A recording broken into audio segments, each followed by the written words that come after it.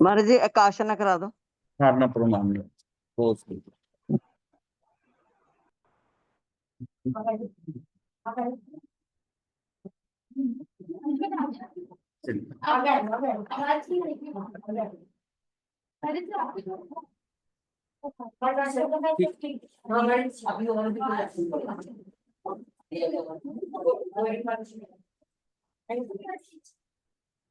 मथे वल्ला महाराज जी। ये हमारा संज्ञा का चल रहा है, तो उसमें 24 दंडकों में 10 ही संज्ञा। पहले तो संज्ञा हम समझ गए हैं कि संज्ञा क्या है, कि हमारी जो चित्त वृत्तियां हैं, मनोवृत्तियां, इंस्टिंक्ट है, पिछले जन्मों के जो जमे हुए संस्कार है, जो हमने पकड़ लिए वहां पर, वो संस्कार साथ कैरी कर रहे हैं, वो साथ चल रहे हैं। और उन संस्कारों से ही ना हम समझते हैं ये मेरी आदत है, प्रभावित है। हर एक आदमी जो शैली होती है, कार्य करने की शैली डिफरेंट, उसकी विचारधारा, मनोधारा, ये सारी उसका पीछे से जो महाराज जी, इकट्ठा किया है। महाराज जी, हाँ जी, फरमाइए। आप स्क्रीन कौन सी शेयर कर रहे हैं? आज हम जो आपकी स्क्रीन शेयर हो रही है ना, वो जो आप लिखते हो वो नहीं आ रहा। अच्छा बनाई आपने। या तो आपने दूसरी स्क्रीन शेयर कर रखी है। एक मिनट दोबारा करते हैं इसको, डबल होगी अभी। अच्छा, ये आनी थी। अब ठीक है। महाराज जी अभी आई नहीं है। अभी रास्ते में पहुंच जाएगी। नहीं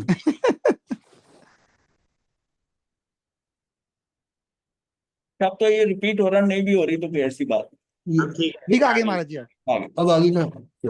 हाँ जी, तुक्का ही चलता था हमारा। नहीं 24, तो 24 दंडकों में 10 ही संज्ञाएं हैं।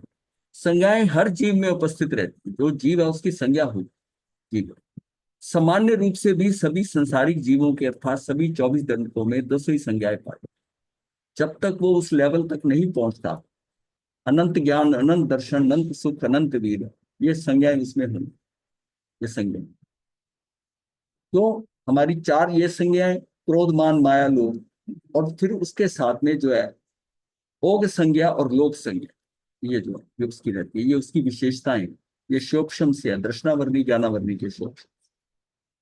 तो इसमें क्या है कि ये संज्ञाएं जो है एकेंद्रीय जीवों में भी, हम एक उदाहरण के तौर पर उदाहरणता ये ले लेते हैं कि केंद्रीय जीवों में भी सारी संज्ञाएं हैं। अब एक एक जीव के तो करने की जरूरत नहीं। तो सबसे पहले किसको ले लिया? वनस्पति। यहाँ केंद्र में वनस्पति को उदाहरणतया प्रस्तुत किया गया है। वनस्पति के जीवों में अव्यक्त रूप से 10 संज्ञाएं, अव्यक्त रूप से है। लेकिन जो जो हमारी इंद्रियां बढ़ती है ना, उतनी संज्ञाओं की व्यक्तता बढ़ जाती है। जैसी जैसी इंद्रियां मिलती हैं, तो इंद्रियां क्या है? ये पांचों इंद्रियां और ये मन, ये क्या है? ये हमारी अभिव्यक्ति है। लेकिन जो कुछ हमने आत्मा के साथ, जो अमूर्त है, उसमें जो कुछ भी हमारा ज्ञान है, जो हमारे जो संस्कार है, संज्ञाएं भी जो उस आत्मा में, उन आत्म प्रदेशों के साथ, ये पौद्गलिक नहीं है। ये संज्ञाएं भी उसके साथ कैरी होनी है, पर उसकी अभिव्यक्ति कैसे हो? वो तो मन वचन काय से होगी, योगों से होगी। मतलब ये शरीर का हमारा उपयोग क्या है कि ये उस आत्मा जो अमूर्त है, उसकी अभिव्यक्ति का ये पौद्गलिक जो सिस्टम है अभी। और यही हमारी साधना है। साधना का यही मतलब इसी के द्वारा साधना होनी है और इसी को ही त्यागना है। मतलब ये तो ऐसे है ना कि जो मैल लगी है उसको साबुन लगाना है। साबुन लगाकर, तो फिर जब साबुन लगकर लगता है कि साफ हो गया, फिर सारा साबुन निकालना है। अगर कपड़े में साबुन रह गया तब गड़बड़ है। साबुन का उपयोग करके और फिर उस साबुन को भी निकाल देना, अगर थोड़ा भी साबुन ना रह गया। साबुन एक बार का लगा हुआ 3 पानी में से धोकर निकालना पड़ता है, ऐसे निकलता। ये शरीर का जो छुटकारा है ना, ये भी इसको निकालना है। इसी से ही साधना होनी है। इसको मेंटेन भी करना है। इसको अपने पे हॉबी भी नहीं होने देना कि ये हमारे पे ही राज करने लग जाए। तो इसका निरंतर करना ना, बड़ी स्मार्टनेस चाहिए इसके लिए। इसका उपयोग भी करना है, और इसको ये भी नहीं होने देता कि मैं ही सब कुछ करने वाला हूँ। कंट्रोल अपना पूरा रखना है। जहां हमारा कंट्रोल छूटा और ये हावी हुआ, गए काम से, वही प्रॉब्लम। तो ये क्या है कि आहार संज्ञा के कारण पेड़ पौधों जल एवं खाद का आहार करते ही, ये क्या है कि ये आहार तो करते ही हैं। ये तो हमें पता है, पानी भी चलता है, उसको खाद भी चलता है, तो उसकी आहार संज्ञा तो है। और ये भी है कि अगर नहीं देते, पानी नहीं देते गर्मी में, तो लगता है कि पौधे जो है ना कैसे हो गए, मुरझा से गए।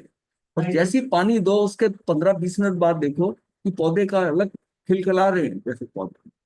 तो इसका मतलब उसकी संज्ञा है आहार संज्ञा। उसकी तृप्ति होते ही उसको जो है संज्ञा के कारण उसके ऊपर तो जैसे खिल गए पौधे, खिल गए। अमर बेल अपने आसपास होने वाले वृक्षों का सार खींच लेती है। वो अपना तो भोजन करती करती है, जो पास वाले पड़ोसी है ना उनका भी खींच के ले जाती है। यहां तक कि कई वृक्ष रक्त शोषक भी होते हैं। अमेरिका के उत्तर कैरोलिना स्टेट के अंदर कीट भक्षी वनस्पति है Venus fly trap. Venus fly trap जो है वो फ्लाई को ट्रैप करती है। वो पौधे का पत्ता जो है ना ट्रैप होता है, पंजे की तरह, ऐसे पंजे की तरह आते हैं। अब जिन्होंने वो पिक्चर देखी थी, एक चीज मिलेगी वंडरफुल, उसमें ये सब दिखाया है कि कैसे ये वनस्पति के अंदर सारे इंपैक्ट आते हैं। देखी थी। तो ये जो है कि ये इसमें वीनस फ्लाई ट्रैप एक प्रकार का पौधा जो छोटे छोटे जीवों, कीड़े पतंगों को अपने शिकंजे जैसे कि पत्तों में ट्रैप बंद कर लेता है। वह पौधा जब कीड़ों का रक्त मांस सोख लेता है तब पत्ते का शिकंजा खुल जाता है। जब तक उसमें से आहार मिल रहा है उसको, ठीक है, जब देखा इसमें कुछ नहीं रहा तो ऑटोमेटिकली खुल जाएगा और पत्ते खुल जाएंगे, अगले शिकार की तैयारी में हो जाए। तो कीड़े का सूखा शरीर गिर जाता है। इसी प्रकार पौधा एक होता है, पिचर प्लांट होता है। पिचर प्लांट जो है ना वो घड़े के आकार का, पिचर घड़े को कहते हैं इंग्लिश। पिचर प्लांट होता है, रेन हेड ट्रम्प्ट होता है जैसे रेन का, ये भी एक होता है, वटरवार्ट होता है, आदि अनेक मांसाहारी पौधे हैं जो खून पीते हैं, मांस खून कर लेते हैं। अफ्रीका ऑस्ट्रेलिया में एक ऐसे प्रकार की वनस्पति होती है जिसकी डालों, मतलब शाखाओं पे में शेर के पंजे के समान बड़े बड़े कांटे होते हैं। और अगर कोई सवार घोड़े पे चढ़ा इस वृक्ष के नीचे से निकलता है तो उतना वो नीचे आकर इसको उठा लेता है। जैसे जैसे चील जो होती है ना, चिड़िया को, बच्चे को उठा लेती है, इसलिए वो पंजे उसके अंदर घुस जाते हैं कांटे। और उसको क्या है, उस पर से उठा लेती है जैसे किसी बाज ने एक छोटी चिड़िया को, फिर शिकार उस वृक्ष का आहार बन जाता है। वो जो कांटे अंदर गए ना, वही सिरिंज की तरह उसका ब्लड सोखने लग जाते। कांटे ही उसका खून चूस लेते। भय संज्ञा के कारण अंगुली दिखाने से छुई हुई यानी लाजवंती पौधा स्पर्श के भय से सिकुड़ जाता है। कश्मीर में एक होता है पौधा जवगन नामक वनस्पति, जो हथेली पर रखने मात्र से कांपने लगती है। मतलब वो वनस्पति को हाथ पे रखे तो उसको हाथ की गर्मी भी जो है ना वो बर्दाश्त नहीं है। ठंडी, इतनी ठंडे बोली का मतलब है जैसे हाथ पे रखी तो शरीर की गर्मी से वो हिलने लग जाता है, रखते मात्र से। तो ये क्या है कि उसका भय की गर्मी गर्मी के पास पहुंच गई, तो हाथ की गर्मी से डरती है। मैथुन संज्ञा के कारण पूर्वक नाम का वृक्ष श्रृंगार युक्त स्त्री के आलिंगन से पलवित हो जाता है। अशोक वृक्ष स्त्री के पादघात से, पैर के प्रहार से प्रबुद्धित तो शीघ्र बढ़ने लगता। ये उनमें स्पर्शन भावेंद्री का ज्ञान का प्रमाण। ये उनमें क्या है, ये क्या है, स्पर्शन भावेंद्री ज्ञान का प्रमाण है। वनस्पति में मैथुन क्रिया संपन्न होती है। इस क्रिया ना होने की स्थिति में फूल फल में परिणित नहीं होते। जब उसके ऊपर फूल आ जाता है तो समझो इस पे फल लग जाए। जब तक पेड़ के अंदर वो फूल नहीं लगते, ये जामुन का, आम का, देखो छोटे छोटे फूल लगते हैं, तो उसका, तो जब कहते हैं ना बूर आ गया उसको, तो तब लगता है कि ये अल्टीमेटली ये अब फलित होगा, अब फलित होगा, अब फलित होगा। तो परिग्रह संज्ञा के कारण लताएं अपने तंतुओं से वृक्षों के सभी ओर से घेर लेती हैं। और एक जाइंट अमेजन लिली जो है वो पौधा जो है, जैसे बड़े बड़े कमल का पत्ते का पत्ता होता है, कमल का पौधे वैसे पत्ते होते हैं। वो पत्ते जो है ना जहां आती है ना पूरे सरोवर को ढक लेंगे। मतलब ऐसा कि नीचे और कोई, हमारे अलावा कोई और वनस्पति ना हो। और नीचे कांटे हो जाते हैं, ऊपर से वो धूप नीचे नहीं जाने देते, कोई वनस्पति ना उगे। सारा कंट्रोल, ये सारा सरोवर मेरा है, कोई और वनस्पति नहीं उग सकती। तो क्या है कि सरोवर की ऊपरी सतह का पत्तों से पूरी तरह से इस प्रकार ढक लेता है कि नीचे सूर्य का प्रकाश ना जा सके। अपने पत्तों के नीचे कांटे पैदा करके वो पूर्णतः अपना अधिकार उस सरोवर पर जमा लेता है, जिससे वहां अन्य कुछ पैदा ही ना हो सके। ये देखिए कैसी मानस मतलब कैसी ये बात है, वनस्पति का जीव जो है ना, बहुत बड़ा महान था, वहां पर तो क्रोध संज्ञा जो है, कोकनद रतोत्पल का कंद क्रोध से हुंकार करता है, उसके अंदर से हुंकार आती है कोकनद के उसमें। मान संज्ञा से सिरती नाम की बेल जो है मान से झरने लगती, हिलती रहती, झरने के जैसे। माया संज्ञा में लताएं अपने फूलों को या फलों को माया कारण पत्तों से ढकने का प्रयास करती रहती। एक पैशन प्लांट नाम का पौधा है, अपने पत्ते पर गोल गोल पीले रंग के चिन्ह बना लेता है, जैसा कि मोथ नाम का कीड़ा अपने अंडे अगर पत्तों पर दे तो वैसे ही पैटर्न बने, तो परिणामतः कीड़ा भ्रमित होकर उन पत्तों को नहीं खाता। लोभ संज्ञा क्या, बिल्व पलाश आदि वृक्ष लोभ से अपने मूल निदान पर फैलते। ओग संज्ञा के कारण रात्रि में कमल के फूलों की पंखुड़ियां सिकुड़ जाती। चंद्रमुखी फूल चंद्रमा की रोशनी में खिलता है। अशोक वृक्ष के समीप एक झाड़ी वाला पौधा जिनसे बागों में बाड़ बनाई जाती है, तो साइडों में फैलता है, वो अशोक वृक्ष के साथ लगा दिया, वो भी ऊपर को चढ़ने लगा। इसमें इतना सोबत का असर होता है कि साथ वाला पौधा क्या कर रहा है वैसा ही उसमें। अकेला पौधा अलग होता है, अगर 5 7 8 10 लगा दो इकट्ठे साथ में, उनकी ग्रोथ अलग हो जाती है, वो ग्रोथ अलग हो जाती है एक दूसरे को देखकर, जो ऐसा ना मतलब उसको सोचता है कि परिवार है। जैसे हम अकेले दुखी हो जाते हैं ना, कोई मिलना चाहिए, कोई आना चाहिए, ये हमारी संज्ञा है ऐसी, सामुदायिकता की संज्ञा है, वो इनमें भी है सामुदायिकता की, ग्रुप है, इकट्ठे हैं यहाँ पर। और लोक संज्ञा से लताएं वृक्षों पर चढ़ने के लिए अपना मार्ग चयन कर लेती। अगर आपने धागा बांध दिया तो धागे पे चढ़ेंगे, धागा नहीं भी बांधे तो दीवार के ऊपर वो अपना बना लेती है कि जैसे कैसे मुझे चढ़ना है। या साथ में कोई वृक्ष है, अब उसकी आंखें तो है नहीं, यहाँ बेल लगाई है, वो बेल देखेंगे धीरे धीरे पेड़ पे चढ़ गई। इसका मतलब उसकी सेंसिटिविटी कितनी है, उसकी सराउंडिंग में क्या हो रहा है, क्या है, उसके अकॉर्डिंग वो अपने आप का रास्ता तय कर लेती है। स्पर्शेंद्रिय एक ही इंद्रिय है उसके पास। तो ये जो है ना, ये सारा क्या है, सूडान और वेस्ट इंडीज में ऐसे वृक्ष हैं जिनमें दिन में राग रागनियां निकलती हैं और रात में ऐसा रोना धोना शुरू हो जाता है कि जैसे कि कोई कोई मर गया हो, कोई रोता है, उसकी आवाज बदल जाती है। दिन के टाइम वो बहुत, रात को वो रोना धोना है। उपरोक्त पौधों में कषाय संज्ञा के विवरण से ये निष्कर्ष निकलता है कि वनस्पति में कषाय है। जगदीश बसु ने वनस्पति में घृणा, क्रोध, प्रेम, आलिंगन आदि अनेक प्रकृतियां कही हैं, ये तो बताई गई। व्याख्या प्रज्ञप्ति 1:3 में आया है कि केंद्रियों में ढाई कर्म जो है, ज्ञानावरणी, दर्शनावरणी और दर्शन मोहनी, ये ढाई का ये जो है ढाई कर्म का ढैया जो है, ये सद्भाव कारण इनमें अनंतानुबंधी कषाय है। ये कषाय मानो, अब ये सोचेंगे ये जीव है, गेहूं का दाना है, इसमें कषाय नहीं होगा, कषाय है, अनंतानुबंधी कषाय है। इसलिए है कि उसको अपनी आत्मा का भान नहीं, उसको ये पता कि जो मैं हूं वो वही हूं। जब तक हमको अपनी आत्मा का भान नहीं हुआ कि मैं, शरीर अलग है और मैं अलग है, तब तक अनंतानुबंधी है, तब तक अनंतानुबंधी। लोक संज्ञा से वनस्पति में अन्य विशेषताएं, दूसरों जीवों की तरह वनस्पति में भी द्रव्य शुद्ध के अभाव में भाव शुद्ध का ज्ञान होता है। एक बार क्लास नोबेल को 700 वर्ष पुराने पीपल के वृक्ष ने शांति विश्वविद्यालय खोलने की सलाह दी। उन्होंने तदनुरूप कार्य किया। पुणे के पास आलंदी में 1 अरब की लागत से शांति विश्वविद्यालय की स्थापना की, जो एक महत्वपूर्ण कार्य था। आयुर्वेद के वनस्पति कोश के प्रणेता चरक धन्वंतरी जो है, वो पौधों के पास बैठकर उनके गुण धर्म जान लेते थे। पौधे से कहते थे भाई तू किस काम आएगी, तेरे अंदर क्या प्रॉपर्टीज।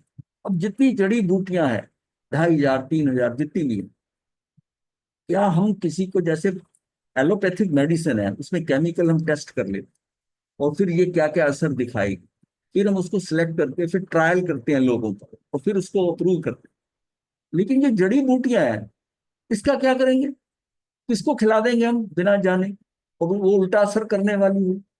ये किसने बताया, ये जड़ी बूटियों ने बताया, मैं इस काम आती हूं, वरना इनका सिलेक्शन कैसे होता। ये जो है वो चरक धन्वंतरी उन पौधों के पास जाकर साधना करते, और साधना कर कर उसके उस वहां के वातावरण के अंदर से वो ग्रास्प करते थे किस काम आ सकती है। फिर ये कहते थे कि देखो कल किसी के इलाज के लिए मैं यहाँ आऊंगा, मैं आपको लेके जाऊंगा, आप तैयार रहना। बोलकर, मतलब ऐसे नहीं पौधा उखाड़ लिया, पौधे से आज्ञा लेकर। तो वो जो दवाई होती थी, वो जो औषधि होती थी, वो काम करती थी ज्यादा सहज। और एक है कि आपने उसको डाका मार लिया, छीन के ले गए, तोड़ के ले गए, तो वो क्रोध, मतलब उसको ये फील होगा ना, आज्ञा नहीं लिया, वो ऐसा असर नहीं करेगा। इसलिए अब जड़ी बूटियां उतना असर नहीं करती, अब कोई ऐसे भाव रखता ही नहीं है, ऐसे भाव नहीं रखता। तो जहां अब उनकी पहचान होगी सब बूटियों की, उनकी शेप से, पर ये यहाँ जो बूटियां वहीं उतार ली तो नहीं। चरक धर्ममंत्री यही कहा करते कि भाई इसके पास बैठकर साधना करो, इससे हमें पता चलेगा कि क्या है। वनस्पति में मात्र एक स्पर्शनेंद्रिय होती है। विशेष आवश्यक भाष्य में इसका उल्लेख करते हुए कहा गया है कि केंद्रीय में सूक्ष्म, अव्यक्त, श्रोत आदि चारों इंद्रियों की लब्धि तथा उपयोग रूप भाव इंद्रियों का किंचित ज्ञान होता है, तो ज्ञान होता है। वनस्पति में ये ज्ञान स्पष्ट अनुभव में आता है कि वनस्पति की निद्रा का वर्णन करते हुए हिरण्यबोस लिखते हैं कि जीवित रस प्राणी की तरह पेड़ पौधे भी रात को सोते हैं। और हमारे धर्म में क्या है कि रात को पानी नहीं देने पौधे, वो सो रहे होते हैं। ये बिल्कुल वैसे ही सोते हुए आदमी के ऊपर बाल्टी पानी की डाल। संज्ञाओं का अल्प बहुत्व है। जीव की गति अनुसार संज्ञा के उपयोग वालों की संख्या बहुलता से अल्प क्रम से निम्नलिखित है।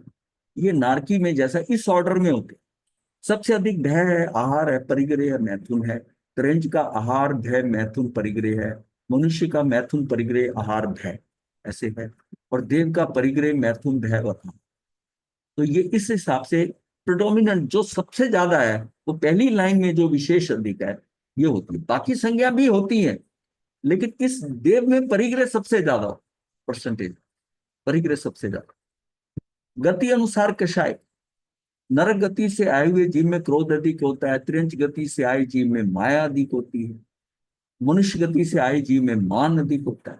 देव गति से आए जीव में लोभ अधिक होता है।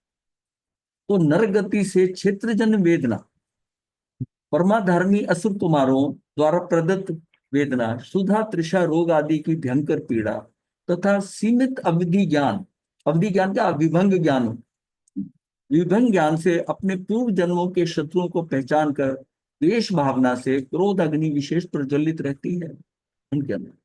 वो भी जो परमाधामी देव आते हैं, उनके साथ भी कोई कर्म ऐसा होता है तभी उसके साथ। फिर सभी सभी लेवल के, सभी जगह के अलग अलग हैं। वो 15 के 15 जो डिफरेंट है, कौन कौन सा कष्ट देगा, कहाँ दुखी करेगा, ये भी पता हो। और फिर जो पाथड़े हैं हमारे नर्क के अंदर, जो प्रस्तर है, उसमें भी जैसे उत्तर से दक्षिण तक जाते हैं तो बढ़ता है वहां से। जैसे नर्क में मिनिमम आयु 10,000 वर्ष की, जो पहला पाथड़ा है वो 10,000 से 90,000 वर्ष, जिसमें सैनिक राजा पहले उसमें 84,000 वर्ष के होता है, तो पहले पाथड़े। और दूसरा शुरू होता है 10 लाख से, तो 10 लाख से वो 90 लाख तक जाता है। फिर जो 90 लाख वाला है, वो 90 लाख एक समय से शुरू होकर वो एक पूर्व तक जाएगा। चौथे पाथड़े का जो है वो एक पूर्व एक समय से लेकर वो क्या है 1/10 सागर पंप तक जाएगा। अब 1/10 चौथे वाला है, पांचवें वाला 2/10, 3/10, 4/10, ऐसे करते हुए 13वां पाथड़ा जो है ना वो हो जाएगा 10/10। तो पहले रतन प्रभा के अंदर जो है, अब मैं ये इसलिए बता रहा हूं, अब जीव की लोकेशन कहाँ है। अब जैसे असंगी पचेंद्रिय, वो चौथे पाथड़े तक अतिक्रमण नहीं करता, असंगी पचेंद्रिय वहां तक जा सकता है। पहली नरक में चौथे पाथड़े, उसके नीचे नहीं जा सकता, उसकी वहां तक सीमा, वहां तक जाए। इसका मतलब उसकी लोकेशन होगी उसके बाद। वैसे ही उसको होगा, जैसे पहले पाथड़े में जो है तो 10,000 वाले का मतलब मिनिमम, तो उसको कष्ट भी सब उसको मिनिमम आएंगे। श्रेणिक राजा 84,000 वर्ष के ऊपर है, उसको कष्ट देने के लिए उसकी उस लोकेशन से ही परमाधामी देव को पता चल गया है ये कहाँ है, इसको कितना कष्ट देना है, कैसा। बट हमारे जो कर्म है उसमें पहले तो 7 नर्क डिसाइड होते हैं, 7 नर्क में फिर पाथड़े डिसाइड होते हैं, फिर पाथड़ों के अनुसार उसका ये वहां से उत्तर से दक्षिण में कितने डिस्टेंस के ऊपर है, एक्चुअल उसकी लोकेशन से पता चल जाता है ये जीव किस लेवल का। तो पहले तीन तीन नरकों तक ही परमाधामी देव है, उसके बाद तो फिर दो ही रह जाती है, क्षेत्र की वेदना और परस्पर जो करते हैं आपस में वो। लेकिन फिर भी दुख नीचे बढ़ रहे हैं, बढ़ रहे हैं। अब इसमें जो उनको अवधि ज्ञान है, जिसकी बात करी विभंग ज्ञान, इससे उसको जब वहां से चलता है परमाधामी देवना, तो उनको जब उसकी सीमा में आता है, ज्यादा से ज्यादा 1 योजन है, उससे ज्यादा नहीं। तो वो भी 1 योजन कैसे है, ऊपर से शुरू होता है, नीचे आते कम कम कम कम कम ऐसे होता है, आधा आधा जो है ना वो कम होते हुए उसके हिस्से हो जाते हैं। 1 साल, एक योजन से ज्यादा नहीं, 1 योजन से। तो अब ये इसमें समझना होगा कि जैसे मिनिमम 3/4 और एक एक जैसा आ जाएगा, 1 योजन तक आता है, फिर उसका कम हो जाएगा, उसका कम करते करते। तो इसमें अवधि ज्ञान उसका जो है ना उतना उसको आता है कि उसको वहीं से महसूस होने, वो अवधि ज्ञान उसके लिए एक्चुअली यात्रा दे रहा है। वहां आकर तो दंड देगा ही, जब वहां से चला ना तो उसके विभंग ज्ञान में आ गया कि वो मुझे मारने आ रहा है, उसका दुख जो है बढ़ जाता है। इसका उसको कोई फायदा नहीं हो रहा, इसका कोई फायदा नहीं हो रहा। लोभ मान एवं माया की अल्पता रहती है उसके अंदर, ये जो है कि उसके द्वेष भावना की बात है। मनुष्य सम्मान प्रिय होता है, यश प्रतिष्ठा के लिए परिश्रम से कमाए धन का लोभ का भी त्याग कर देता है।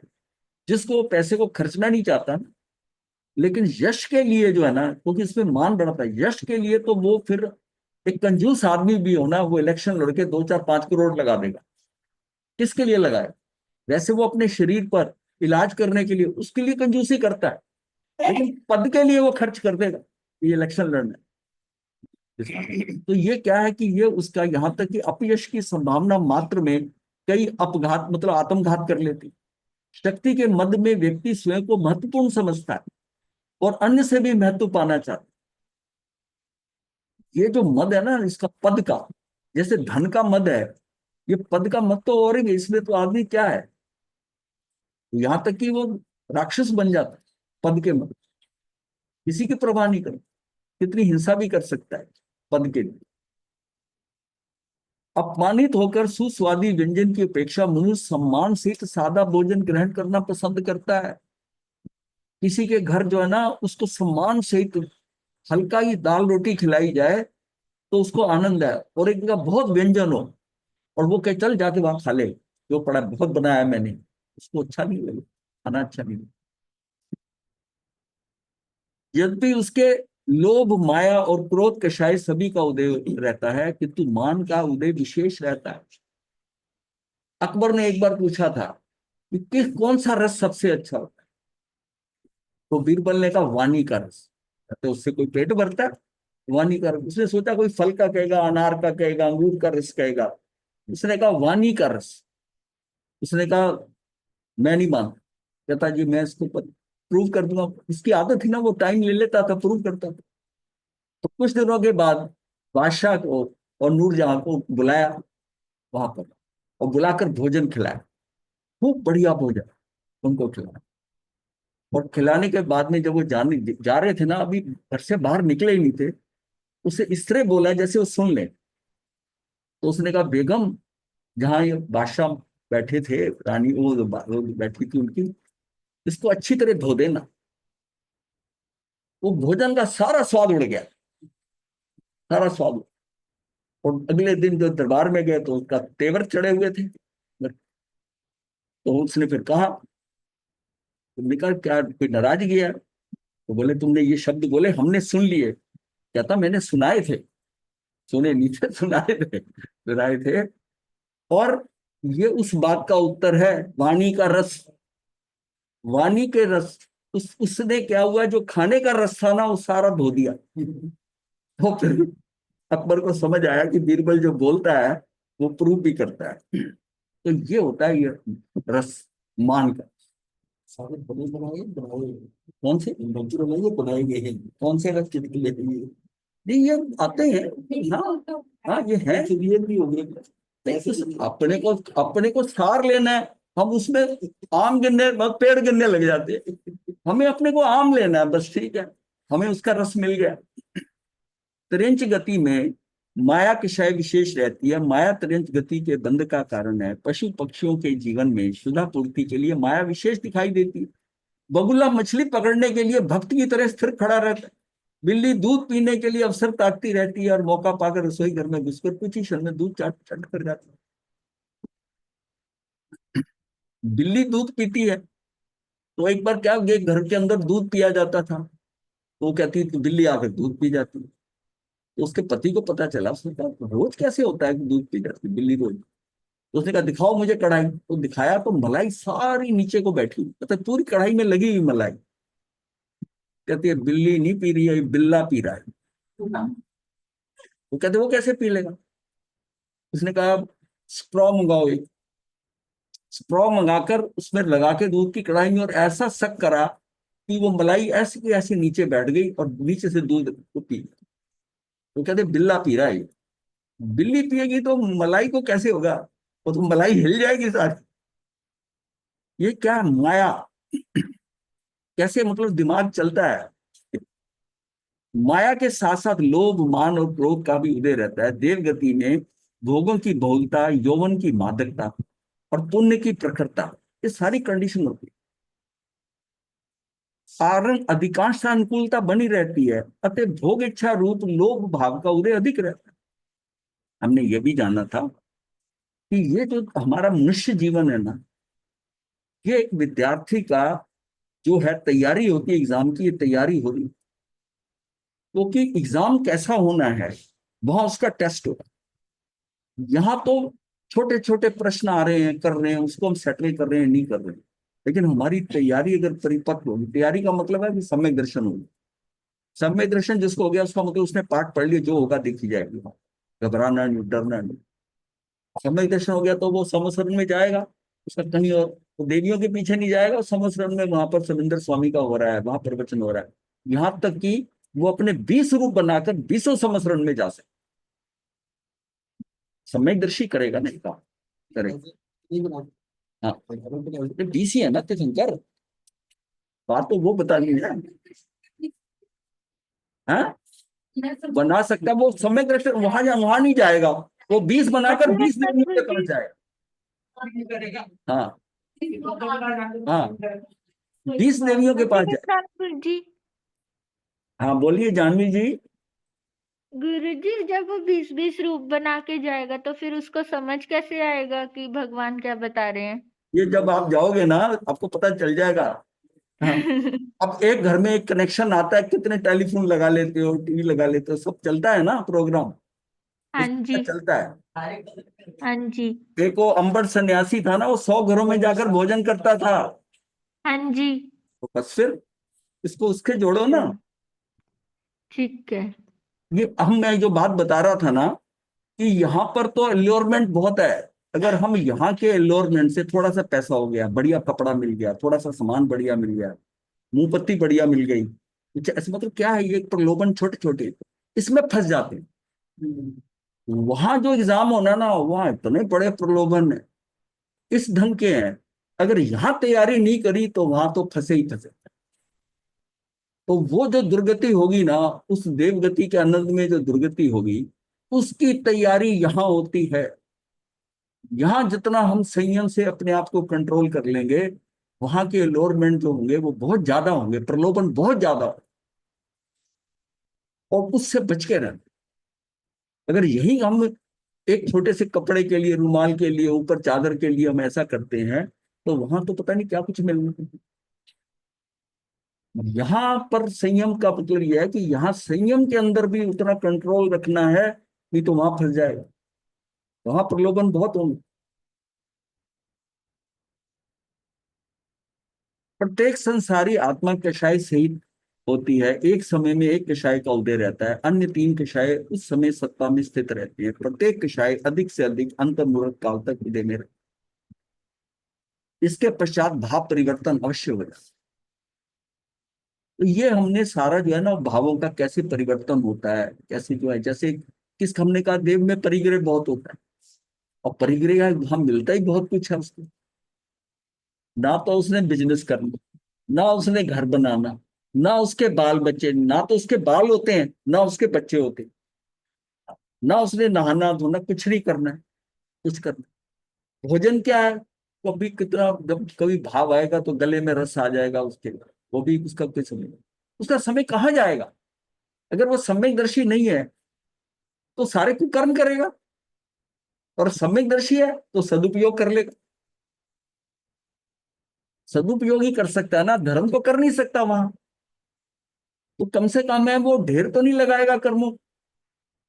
और उसके लिए तैयारी कहाँ करनी है? वो यहाँ नीचे करनी है। नीचे तैयारी में कमजोर है तो वहां दंड, उसके बाद वहां आने जाने के बाद दंड कितना ज्यादा होगा। एक तो काल ज्यादा है और प्रलोभन ज्यादा है। उसकी भी तैयारी यही करनी है, यही करनी। कषाय अनुसार संज्ञा की स्थिति निम्नलिखित है। क्रोधी में भय संज्ञा अधिक होती है, मानी में आहार संज्ञा अधिक है, मायावी में मैथुन संज्ञा अधिक है, लोभी में परिग्रह संज्ञा अधिक। ये सब जुड़े होंगे। क्रोधी में भय संज्ञा है, ज्यादा आप घबराते हैं, आकुलता व्याकुलता कहाँ होती है? ये ना हो जाए, ऐसा ना हो जाए, इसने ऐसा कर दिया, नुकसान हो जाएगा, ऐसा हो जाए। उसी के कारण वो क्रोध, जितनी आकुलता व्याकुलता हो रही है वो भय से हो रही है ना।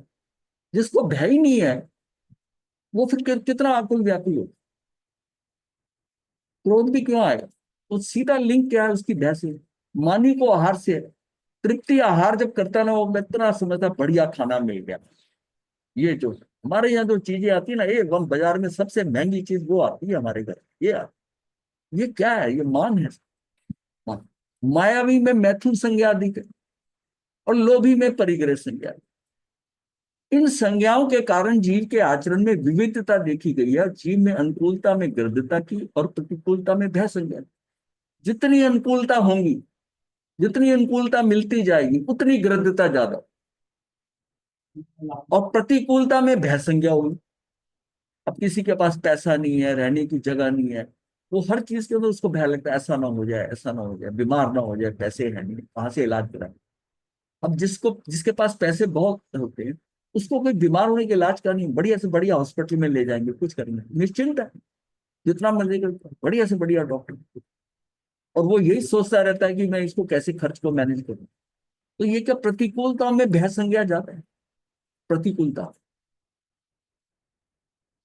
अनुकूलता व प्रतिकूलता एक ही धारा के दो विपरीत ध्रुव है।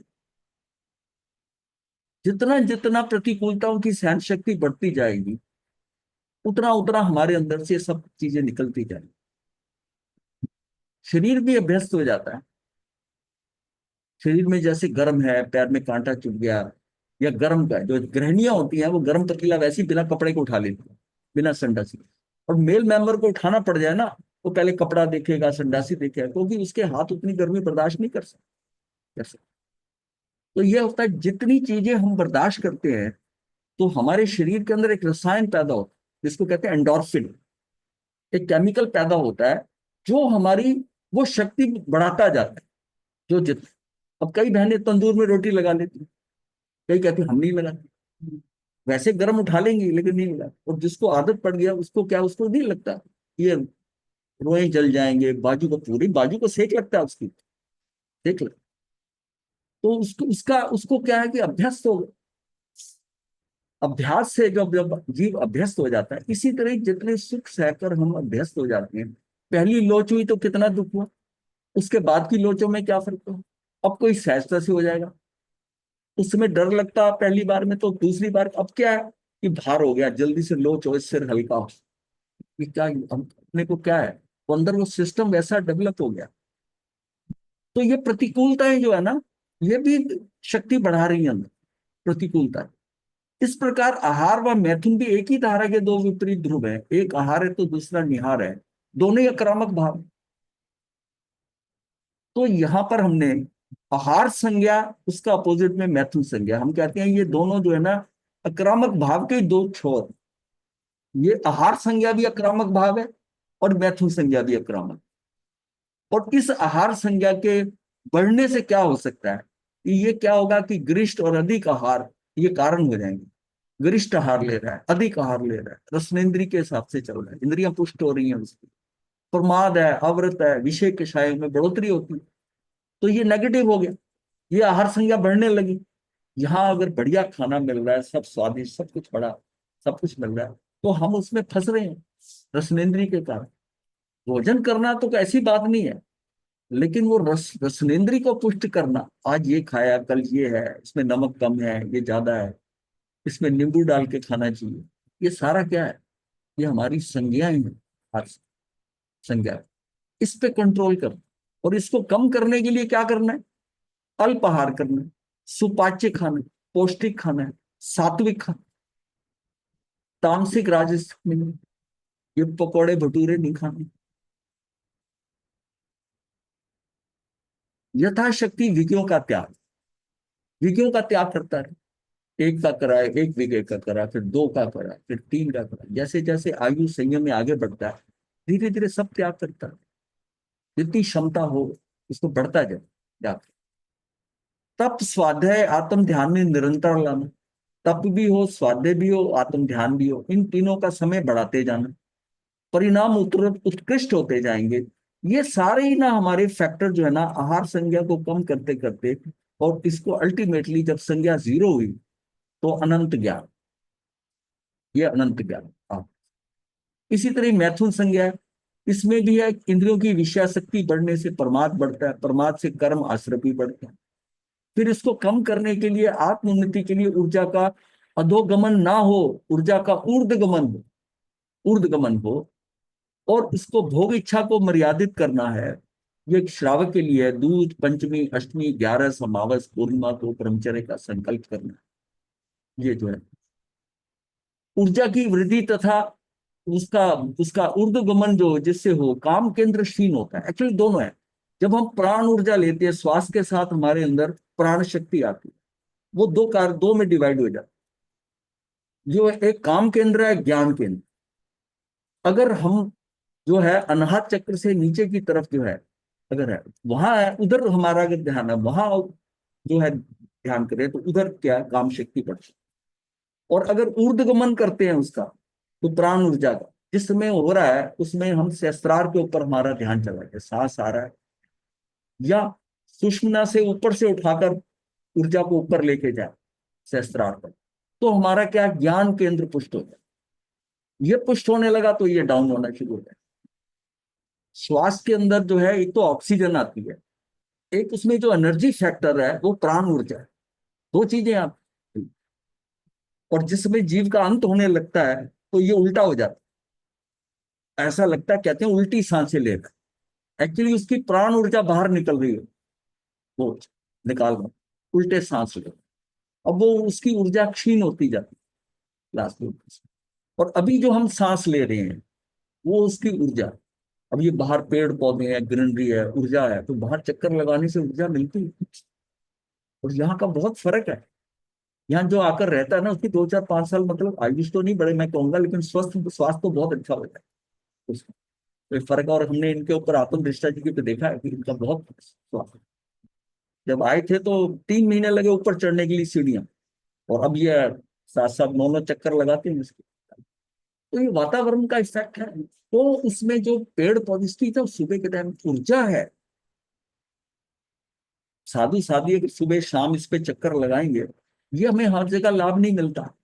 रोचरी के लिए सिर्फ उतनी सैर होती है ना, उसके अलावा आप स्थानक में कितने चक्कर लगा लो, तो फिर शरीर तभी जो है ना, साधु साधु का शरीर खराब होना शुरू है। ऐसे स्थानक अगर शहर से बाहर, पहले कहाँ ठहरते थे साधु? आम्र वन के अंदर, बाहर वृक्ष, शहर के बाहर खुले में पेड़ों के नीचे। अब क्या है कि वो घरों के अंदर होकर वो सारा कितना हो गया है।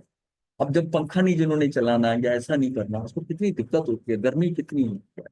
जितनी ये लोहे की बिल्डिंग है, ये भारी, ये कंक्रीट के, ये तो गर्मी कर देती। तो शरीर के लिए तो वो वाइब्रेशन तो है ही है ना, कठिनाई है शरीर। तो यहां से क्या कि ये मैथुन संज्ञा कम होने से क्या है कि जैसे ऊर्जा की वृद्धि और उसका ऊर्ध्वगमन, तो काम केंद्र क्षीण होता है और ज्ञान केंद्र पुष्ट होता है। तो पूर्ण सुरक्षा हेतु ब्रह्मचर्य की 9 वार्ड का पालन बताया गया है साधु के लिए। तो ये सारा क्या, ये मैथुन संज्ञा से ये चीज है अनंत वीर में। तो हमारे ये 2 फैक्टर तो हमने कर लिए। और फिर आता है अनुकूलता प्रतिकूलता। अनुकूलता में मेरी परिज्ञ संज्ञा बढ़ती है, प्रतिकूलता में मेरी भय संज्ञा बढ़ती है। अब यहां से मैं अगर अनुकूलता को से हटना लग जाऊं, राग रति हर्ष आदि से हटना, कामना लिप्साओं से शांत करना, ये जो सारा संग्रह वृत्ति, सुविधा भोग, उपभोक्तावाद से बचना, प्राप्त वस्तुओं में मूर्छा गर्दता नहीं रखना, छूटने से पहले छोड़ देना। जो चीजें छूटनी है ना, छूटने से पहले छोड़। सहर्ष ये अब छोड़नी पड़ेगी, छोड़। धीरे धीरे विगे भी ऐसी है कि अब जो जो है, अब दही दूध की नहीं आपको जरूरत, छोड़ दो। छाछ का सेवन करो। दूध का एक ही प्रोडक्ट साधु के लिए ठीक है, जो है छाछ, गिलोई छाछ। हाँ, मक्खन निकाल। वो पंजाबियों वाली लस्सी नहीं, वो तो स्वयं की आवश्यकता व उपयोग की वस्तुओं को न्यून करने का भाव हो, और 14 अभ्यंतर और 9 बाह्य परिग्रह को न्यून करते जाए। तो इससे क्या होगा, अनुकूलताओं से हम हटते रहे तो अनंत सुख, ये अनंत सुख में हो जाए। और प्रतिकूलताओं से जो भय संज्ञा की वृद्धि होती है, उसमें द्वेष अरति शोक आदि प्रतिकूलता में जैन कर्म सिद्धांत का पूर्ण आस्था रखकर दुखी नहीं होना। कोई अन्य मुझे दुखी कर ही नहीं सकता, मैं दुखी अपने कारण हो रहा हूं, मुझे कोई दुखी कर ही नहीं सकता। और कर्म सिद्धांत से जैसा हो रहा है, अरे मैं दुखी क्यों हो रहा हूं? दुखी हो रहा हूं तो मैं उस कर्म का सेवन कर रहा हूं, मैं उसको सेवन ही करूंगा। दुख आया, ठीक है, तो निकल गया। मैं अगर अंदर हूं, अपनी आत्मा में हूं, तो मुझे पता ही नहीं चलेगा। बाहर रहता हूं तो मैं सहन कर रहा हूं, सहन कर रहा हूं। तो उसमें सहन करने में भी तो फाइट तो हो गई ना, उसके साथ फाइट कर रहा हूं।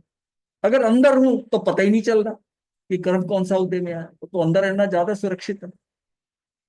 जो कुछ भी मेरे प्रतिकूल घट रहा है वह मेरे कर्मों का ही परिणाम है। तो ये सहिष्णुता एवं प्रतीक्षा के भावों को बढ़ाना, ये जो कुछ हो रहा है ये मेरा ही किया धरा है। अगर मैं गिरा हूं तो मैं सोचता हूँ कि मैं ही ध्यान नहीं दिया, पत्थर से टकरा गया, गिर गया। किसी के कारण गिरा, उसका पैर अटक गया, तब गिरा, तब भी सोचना ये भी पुद्गल है, गिरना तो मैंने था, इसका कसूर नहीं है। ये कहने की जरूरत नहीं है। अंधा है क्या, दिखाई नहीं देता? ये रिएक्शन होगा।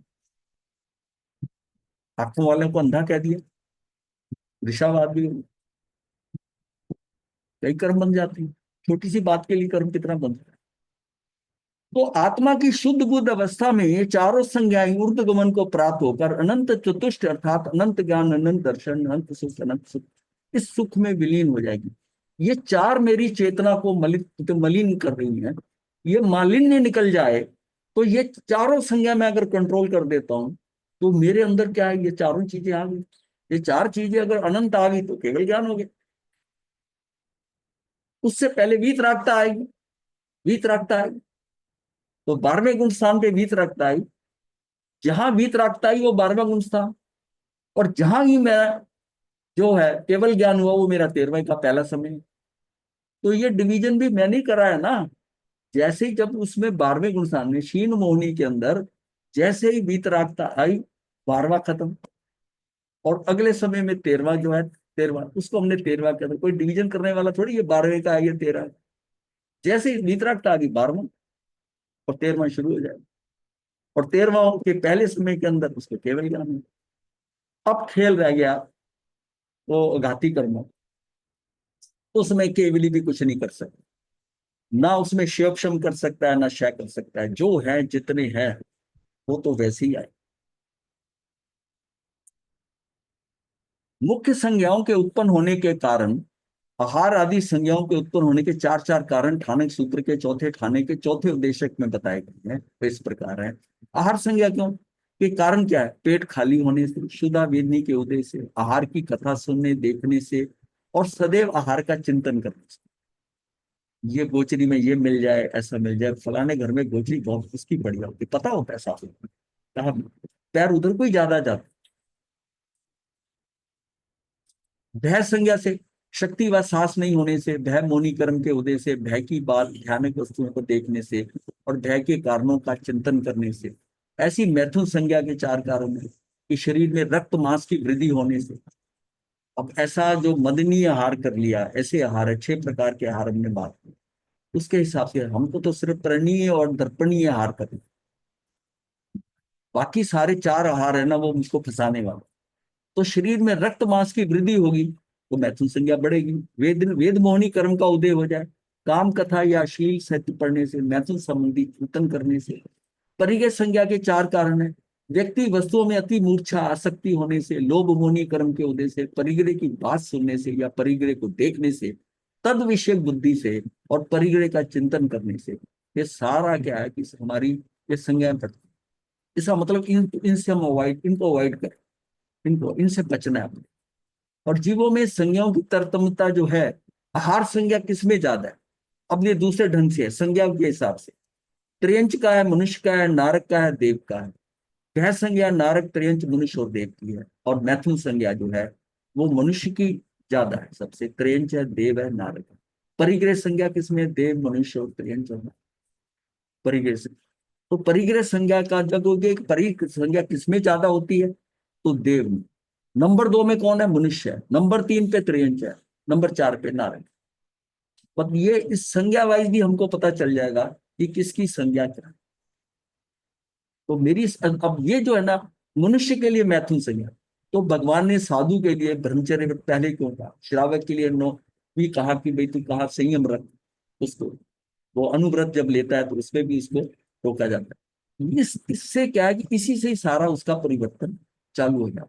और इसके साथ आहार संज्ञा, ये दोनों कंट्रोल कर रहे हैं एक दूसरे। यहां से खेल शुरू होता है।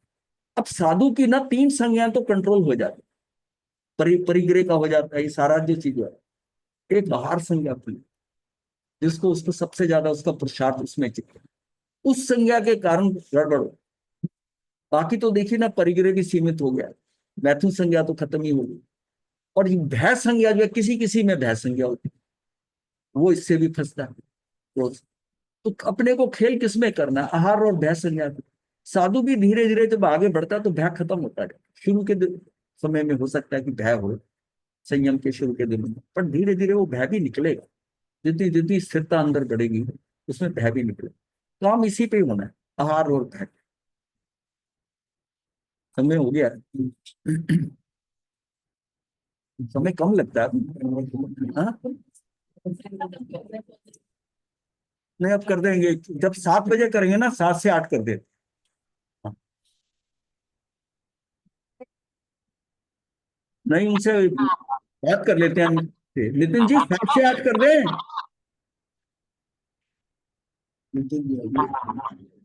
हाँ महाराज साहब? मैं आज पूछ लूंगा उनसे, फिर आपको बता दूंगा। हाँ जी, मैं उनसे आज पूछ के आपको बता दूंगा महाराज जी। अच्छा ठीक है, कोई बात नहीं, कोई जल्दी नहीं है, वैसे ही बदलाव आया। हाँ मैं आज रात को बात करके ना महाराज जी उनसे फिर बता दूंगा। आप कर लेना, उनसे नितिन जी से बात कर लेना। जी जी। चलिए। नमो हरिहंताय, नमो बुद्धाय, नमो विद्याय, नमो चतारि मंगलम हरिहंता मंगलम, सिद्धा मंगलम, साहु मंगलम, केवली वनतो धम्मो मंगलम। चतारि लुगुत्मा हरिहंता लुगुत्मा, सिद्धा लुगुत्मा, साहु लुगुत्मा, केवली वनतो धम्मो लुगुत्मा। चतारि शरणं कवचामि, हरिहंते शरणं कवचामि, सिद्धे शरणं कवचामि, साहु शरणं कवचामि, केवली वनतं धम्मं शरणं कवचामि। 4 शरण सूत्र में वर्तने। बहुत मथे वंदना महाराज जी। नामी कुटे कदा मर्चा मथेन हाँ जी। मथे वंदना महाराज जी। मथेन वंदामी गुरुदेव। ये तो अब रिवीजन हो रहा है आपका। हाँ, रिवीजन हो रहा है उसमें, और इसलिए ज्यादा डिटेल में नहीं जा रहे हो, मतलब जो भी जितना है, मतलब ये रिवीजन हो रहा है। जी महाराज। गुरुदेव काशने को पचकान करा दीजिए। हाँ जी, धारणा प्रमाण चले बहुत अप्पा नंग बहुत सरा